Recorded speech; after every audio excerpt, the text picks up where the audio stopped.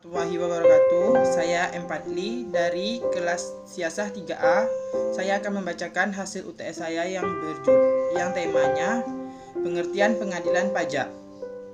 Pengadilan pajak merupakan sebuah badan atau lembaga peradilan yang menjalankan kekuasaan kehakiman bagi wajib pajak perorangan atau badan yang ingin mengajukan banding atau gugatan dan menyelesaikan terhadap sengketa pajak yang dialaminya. Berdasarkan sejarahnya, pembentukan pengadilan pajak ini bermula dari Majelis Pertimbangan Pajak atau MPP yang berubah menjadi Badan Penyelesaian Sengketa Pajak BPSP. Dengan banyaknya sengketa pajak yang muncul setiap tahunnya, pemerintah menilai BPSP tidak bisa lagi menyelesaikan tanggung jawabnya.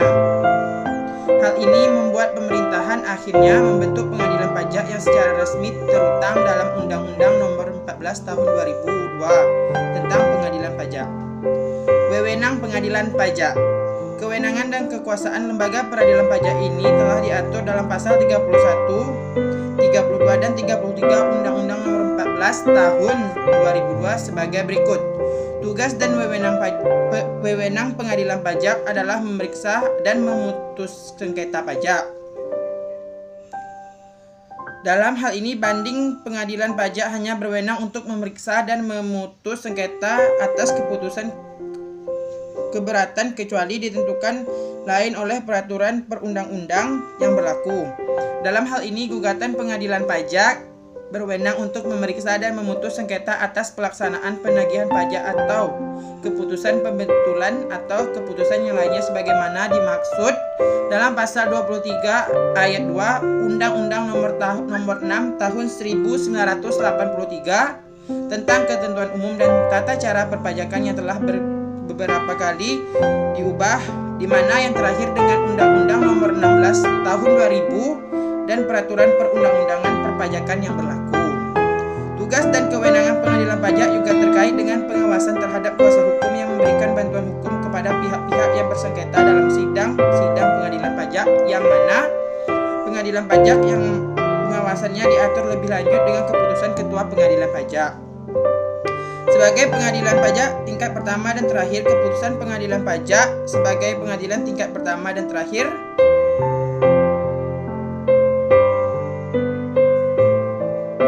putusan pengadilan pajak bersifat final, artinya putusan pengadilan pajak atas sengketa pajak tidak dapat diajukan gugatan ke peradilan umum.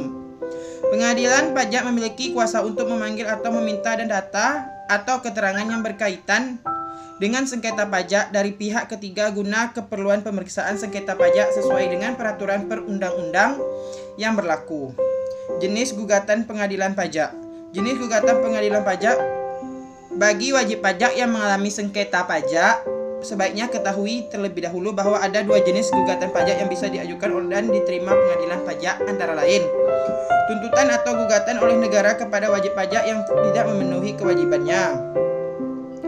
Proses persidangan penagihan pajak hanya bisa dilakukan setelah adanya peneguran dan peringatan jika wajib pajak atau tergugat terbukti lalai dari kewajibannya, artinya pengadilan memiliki otoritas yang menyita dan melalui asetnya gugatan yang diajukan oleh wajib pajak atau prosesnya penagihan pajak yang dialaminya.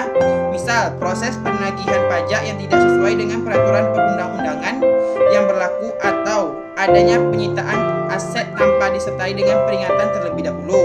Tahapan mengajukan gugatan sengketa pajak. Selain di Jalan Hayam Buruk nomor 7 Jakarta Pusat, DKI Jakarta, pengadilan pajak ini juga sempat mengadakan persidangan perpajakan di lokasi seperti Yogyakarta dan Surabaya. Bagi penggugat, jangan terburu-buru saat mengajukan gugatan ke pengadilan pajak, sebab ada beberapa tahapan yang perlu diperhatikan bagi penggugat pajak antara pajak lainnya. Cek laporan pajak dengan teliti. Sebagai warga negara yang baik tentunya harus taat dalam membayar pajak. Mengingat dalam pelaksanaan perpajakan bisa terjadi kesalahan, maka bagi wajib pajak perseorangan ataupun badan sangat perlu memperhatikan laporan pajak yang diterimanya untuk mendapatkan keadilan perlakuan pajak. Sekian, terima kasih. Saya akhiri dengan wabillahi taufiq wal hidayah. Assalamualaikum warahmatullahi wabarakatuh.